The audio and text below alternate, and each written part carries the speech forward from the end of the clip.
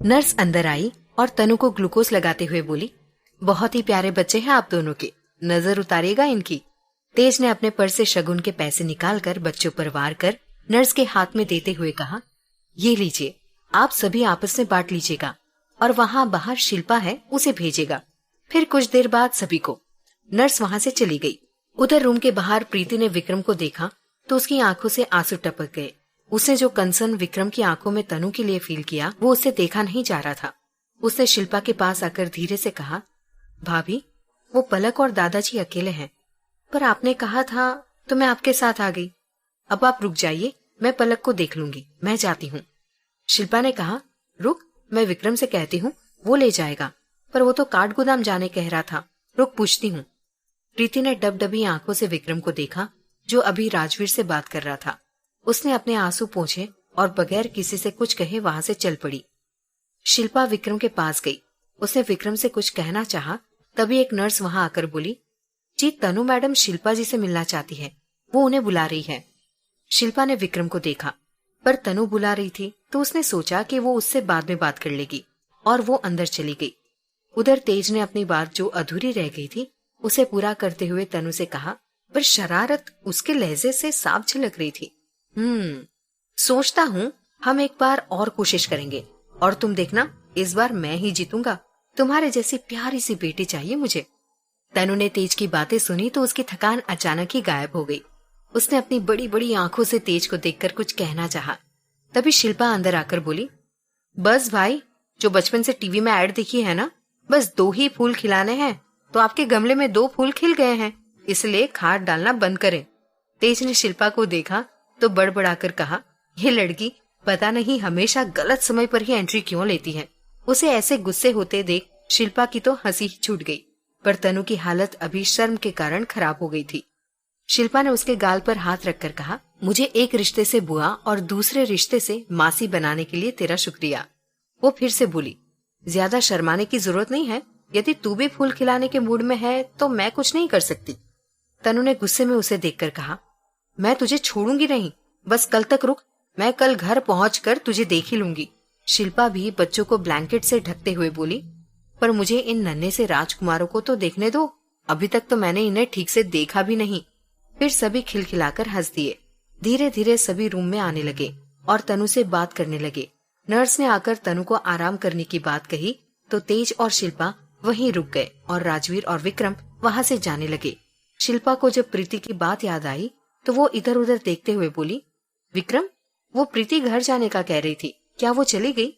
राजवीर और विक्रम एक साथ ही बोले, क्या वो चली गई? राजवीर अटकते हुए बोला, ऐसे कैसे चली गई? वो तो बड़े देर से बाहर भी नहीं दिखी। तुमने बताया क्यों नहीं? और तुझे पता है ना, उसे अकेले हम कहीं नहीं भेजते। शिल्पा ने अपने सर को खुजाते हुए कहा, सॉरी, वो मैंने सोचा विक्रम काठ गोदाम जाएगा तो प्रीति भी जाएगी। मैं पूछना चाहती थी, पर उस नर्स ने बुलाया तो बात मेरे ध्यान से ही निकल गई। विक्रम ने परेशान होते हुए कहा, शिल्पा, तू यहाँ है ना? मैं बाहर देखता हूँ। वो बच्ची नहीं है, एक बार खुद से भी तो बोल सकती थी ना। जाता हूँ मैं उसे देखने। वो निकला तो उसके साथ राजवीर भी कहते हुए निकला, रुको, मैं भी चलता हूँ। दोनों साथ हो लिए। विक्रम ने प्रीति का फोन ट्राई किया, पर वो फोन नहीं उठा रही थी, तो विक्रम ने उसका नंबर अपने आदमी को भेजते हुए कहा, इस नंबर की लोकेशन जल्दी मुझे भेजो, जरा भी देर नहीं होनी चाहिए। उधर से हाँ कहा गया। तेज और तनु अभी भी परेशान से शिल्पा को ही देख रहे थे। शिल्पा ने उन्हें देखकर कहा, सॉरी, ऐसा बस गलती से हो गया, मैं फोन लगाती हूँ उसे। ऐसे कैसे चली गई? सच में मैंने उसे रुकने कहा था। तेज और तनु का ध्यान अब प्रीति पर लग चुका था। राजवीर और विक्रम प्रीति को ढूंढने साथ साथ ही निकले। राजवीर ने चलते चलते विक्रम से पूछा, विक्रम, सब ठीक है ना तुम दोनों के बीच? विक्रम जो परेशान ही था उसने धीरे से कहा, हाँ, सब ठीक है। दोनों कार पार्किंग में पहुंच गए थे। राजवीर विक्रम की कार से जा रहा था, फिर उसने कहा, मैं भी अपनी कार ले लेता हूँ, आसानी होगी। तुम एक तरफ जाओ और मैं दूसरी तरफ जाता हूँ। विक्रम को बेसब्री से इंतजार था मैसेज का। उसने बड़बड़ाते हुए कहा, अभी तक तो पता चल जाना चाहिए था। विक्रम ने कार के डोर अनलॉक करते हुए कहा, आओ बैठो, हम साथ जाते हैं। मैंने अपने आदमियों से उसका लोकेशन चेक करने को कहा है। राजवीर ने फिर कार का दरवाजा खोलते हुए कहा, ऐसे तो ये कहीं नहीं जाती है, आज कैसे चली गई?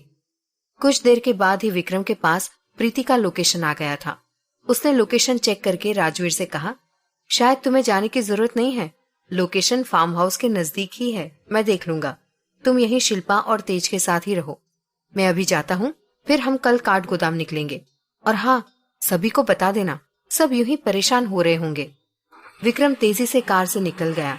उसका हल्का सा गुस्सा अभी भी बाकी था। रात का समय था और प्रीति इस तरह घर से चली गई थी। उसने कार तेज के फार्म हाउस की तरफ मोड़ दी। उधर प्रीति रोते हुए घर के लिए जब निकली तो पता नहीं कितनी ही दूर तक पैदल ही चली गई। आगे कुछ आर्मी ड्रेस पहने लोग खड़े थे और साथ में कुछ सिविल ड्रेस पहने भी थे। उन्हें देखकर प्रीति के कदम कुछ पल के लिए रुके, पर वहां समीर कहाँ होगा। प्रीति ने गहरी सांस लेकर आगे बढ़ गई। उसकी आंखें अभी भी लाल ही थी। उसने उन लोगों को बगैर देखे ही क्रॉस किया। उनमें से एक प्रीति की तरफ इशारा करते हुए बोला, यार देख उधर, ये तो वही है जो उस दिन बेस कैंप पहुंच गई थी। समीर, जो अपने दोस्तों के साथ अपने किसी दोस्त के मैरिज से वापस आ रहा था, उसने पलटकर प्रीति को देखा। वो रोबोट की तरह चली जा रही थी। समीर को वो दिन याद आया जब वो उसके पीछे पागलों के समान दौड़े चली जा रही थी। उसका मन हुआ प्रीति से मिलने का, पर उसने दोस्तों से कहा, अरे छोड़ो उसे, पूरी पागल है ये लड़की, जाने दो उसे। उसके दोस्त ने कहा, प्यार में थी तेरे, पर छोड़ यार, हालत तो देख उसकी, जैसे कोई बड़ी बात हुई हो उसके साथ, और इतनी रात में अकेले, कैसे भी हो, कम से कम उसे घर तो छोड़ दे यार। समीर ने एक नजर उसे देखा, फिर उसकी ओर दौड़ गया। उसने उसका नाम पुकारा, प्रीति, प्रीति रुको। प्रीति ने जब अपना नाम सुना तो उसके कदम रुक गए। उसने पलट कर देखा तो अपने सामने समीर को पाया। उसने समीर को डबडबी आंखों से उसे देखा, फिर मुंह फेरकर आगे बढ़ गई। समीर ने आज देखा था प्रीति को पहली बार इग्नोर करते। उसने मुस्कुराते हुए अपने कदम बढ़ाए और प्रीति के साथ साथ चलते हुए कहा, नाराज हो उस दिन के लिए, प्लीज सॉरी, वो करना नहीं चाहता था, पर तुम्हें रोकने का कोई रास्ता समझ नहीं आया था मुझे। प्रीति ने गहरी सांस लेकर उसे एक बार देखा। वही था उसका लव एट फर्स्ट साइट, पर आज उसे समीर से नफरत सी हो रही थी। उसने कहा, मुझे बात नहीं करनी है आपसे, तो जाने दे। समीर ने उसकी लाल आंखें देखी तो उसके दिल में तकलीफ हुई, जिसे छुपाते हुए बोला, चलो वहां कार है मेरी, घर तक छोड़ देता हूं। पर अचानक ही उसकी नजर उसके माथे के सिंदूर और गले के मंगलसूत्र पर पड़ी तो उसके कदम पीछे हो गए। प्रीति ने फिर आगे बढ़ते हुए कहा, नहीं जरूरत है तुम्हारी, जब थी तब तुम नहीं थे, तो जाओ, मैं खुद ही चली जाऊंगी अपने घर। प्रीति ने अपने कदम बढ़ाए, पर समीर ने उसके सामने खड़े होते हुए कहा, सॉरी ना, नहीं करना था तुमसे प्यार, समझ नहीं आ रहा था। खैर, आगे तो बढ़ गई हो अपने रिश्ते में, तो दोस्ती समझ लो, चलो मैं छोड़ देता हूँ। प्रीति ने फिर उससे कहा, मैंने कहा ना, जरूरत नहीं है। समीर ने अब उसके हाथ को पकड़ा और कहा, मेरे दोस्त है वहां, तो अब चलो, मैंने कहा ना घर छोड़ दूंगा, और तुम इस तरह से रोड पर क्या कर रही हो? उसने प्रीति को लगभग खींचते हुए अपनी कार की तरफ ले जाते हुए कहा, लड़ना मुझसे, पर पहले घर छोड़ने दो, यहाँ अकेले सेफ नहीं है। उसने कार का डोर खोला तो प्रीति अब रोबोट की तरह उसमें बैठ गई, पर विक्रम का स्वभाव रह रहकर उसे तकलीफ दे रहा था। वो अब समीर के पास नहीं जाना चाहती थी। समीर ने कार बढ़ाते हुए कहा, कहाँ जाना है बताओगी? प्रीति ने कहा, खंडाला हिल्स होटल। समीर ने बगैर कुछ कहे कार आगे बढ़ा दी। उसने फिर कुछ रुककर कहा, वो तुम्हारे हस्बैंड, तुम ऐसे ही कहीं झगड़ा तो नहीं हुआ? पर प्रीति चुपचाप ही थी। प्रीति ने सामने देखकर कहा, बस यहीं रोक दो, मैं चली जाऊंगी, होटल बस आ ही गया है। समीर ने देखा सच में होटल आ गया था, तो उसने कार को वहां रोक दी। प्रीति उतरकर जाने लगी तो समीर ने फिर उसके पास आकर कहा, प्लीज माफ कर दो, वो मैं किसी और से प्यार। प्रीति ने उसे रोककर कहा, मेरी भी शादी हो गई है, तो नहीं करनी इस विषय पर बात। वैसे यहां तक छोड़ने के लिए शुक्रिया, पर तुमने तो मुझे कब का छोड़ दिया था। मैं ही पागल थी, पर अब नहीं, तो गुड नाइट। प्रीति ने अपने कदम बढ़ाए, पर रास्ते के पत्थर से टकराकर गिरने को हुई तो समीर ने उसे पेट से पकड़कर अपनी तरफ खींचा। उसकी पीठ समीर के सीने से लगी हुई थी। कहीं बजते हुए गाने समीर के दिल पर हलचल पैदा कर रहे थे। छुपाना भी नहीं आता, जताना भी नहीं आता। हमें तुमसे मोहब्बत है, बताना भी नहीं आता। हथेली पर तुम्हारा नाम लिखते हैं, मिटाते हैं। तुम्ही से प्यार करते हैं, तुम्ही से ही क्यों छुपाते हैं। वहीं प्रीति अब विक्रम के ख्यालों में थी, पर संभल कर जल्दी ही उससे दूर हुई और समीर को थैंक्स बोलकर तेजी से होटल की तरफ चली गई। विक्रम अभी अपनी कार लेकर थोड़ी ही दूर आया था, तभी उसके आदमियों का उसके पास फिर से मैसेज आया। अब उसका लोकेशन फार्म हाउस न बताकर होटल खंडाला हिल्स आ रहा था। विक्रम ने बड़बड़ाते हुए कहा, प्रीति को हो क्या गया है? अभी तो फार्म हाउस जा रही थी। मुझे लगा शायद उसे पलक का ध्यान है, पर नहीं, अब वो तो होटल जा रही है। पर यह भी तो हो सकता है उसे कुछ काम हो या उसे अपना कुछ सामान लेना हो, उसके बाद वो फार्म हाउस जाने वाली हो। चलो चलकर देखता हूँ, वो आखिर ऐसे अकेले चली क्यों आई।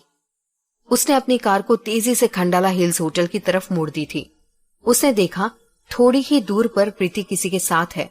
वो कार से उतरकर उनकी ओर ही जाने लगा, पर तभी प्रीति आगे बढ़ी और पत्थर से टकराने पर गिरने लगी, जिससे समीर ने उसे अपनी तरफ पकड़कर खींच लिया। जिसे देखकर विक्रम जहां था वहीं रुक गया। वो अपने इस देखे हुए नजारे को जुठलाने की नाकाम कोशिश कर रहा था। उसने देखा कुछ ही पल में प्रीति ने उससे कुछ कहा और सीधे होटल में अंदर की तरफ चली गई। प्रीति के साथ खड़ा लड़का जब पलटा तो विक्रम ने उसे देखा। उसने मन में कहा, तो समीर यहाँ था? फिर प्रीति ने क्यों कहा कि वो उसे भूल रही है?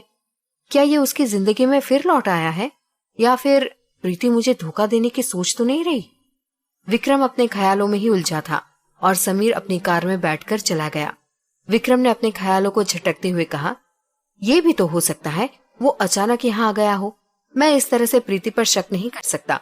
कभी कभी आंखों देखी बातें भी झूठ हो सकती है। मुझे तब तक इंतजार करना चाहिए जब तक प्रीति खुद ही सच ना बता दे। यदि वो समीर के साथ खुश है तो मैं भी उसकी खुशी में खुश हो जाऊंगा। सोच लूंगा कि मेरी जिंदगी में प्यार है ही नहीं, पर खुशी होगी किसी की जिंदगी में तो है। फिर मुझे ऐसे ही तो जीने की आदत हो गई है। वो आगे बढ़ा, तभी उसे याद आया कि उसने रूम तो सुबह ही सरेंडर कर दिया था। वो तेजी से रिसेप्शन की ओर गया और बोला, एक रूम अवेलेबल है क्या आपके होटल में? रिसेप्शनिस्ट ने मुस्कुराते हुए कहा, जी, पर सुबह वाला नहीं है सर। टॉप फ्लोर पूरा खाली है, उसमें है। विक्रम ने रूम लिया और कार्ड को लेकर पलटा। तभी गार्ड उसके पास आया तो उसने गार्ड की तरफ चाबी देते हुए कहा, गाड़ी पार्किंग में लगाकर सामान रूम नंबर 309 में लेते आना। विक्रम तेजी से सुबह वाले रूम की ओर बढ़ गया। प्रीति अपने पर्स में से कार्ड को ढूंढ रही थी, तभी पीछे से विक्रम ने आते हुए कहा, हमारा रूम चेंज हो गया है। सुबह तो मुझे लगा शायद हम काठ गोदाम चले जाएंगे, इसीलिए रूम सरेंडर कर दिया था। अब टॉप फ्लोर में है, आओ। प्रीति एक पल के लिए डर ही गई थी कि कहीं विक्रम ने उसे समीर के साथ तो नहीं देख लिया, पर जब वो नॉर्मल तरीके से बात कर रहा था तो उसने गहरी सांस लेकर अपने आप को भी नॉर्मल किया और विक्रम के पीछे चल पड़ी। दोनों लिफ्ट में आए।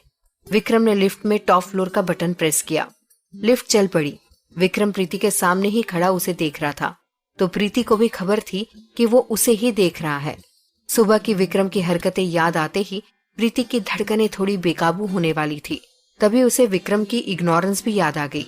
उसकी आंखों में फिर आंसू आ गए, तो उसने अपने चेहरे को हल्का सा घुमा लिया। विक्रम उसे ही देख रहा था। तभी लिफ्ट भी टॉप फ्लोर पर पहुंच गई, तो दोनों लिफ्ट से बाहर आ गए। विक्रम एक साइड बढ़ा तो प्रीति भी उसी तरफ बढ़ गई। एक रूम में रुककर विक्रम अनलॉक करने लगा, लेकिन प्रीति अपनी ही धुन में कुछ कदम आगे बढ़ गई। उसे ऐसे देख विक्रम ने उसे आवाज दी, प्रीति, प्रीति रुको, कहाँ जा रही हो? प्रीति रुकी और उसने विक्रम को देखा और वापस आई, पर विक्रम ने प्रीति के आंसू देखे तो उसे लगा जैसे दिल में कुछ चुभ रहा है। उसे रूम खोला और दोनों अंदर आ गए।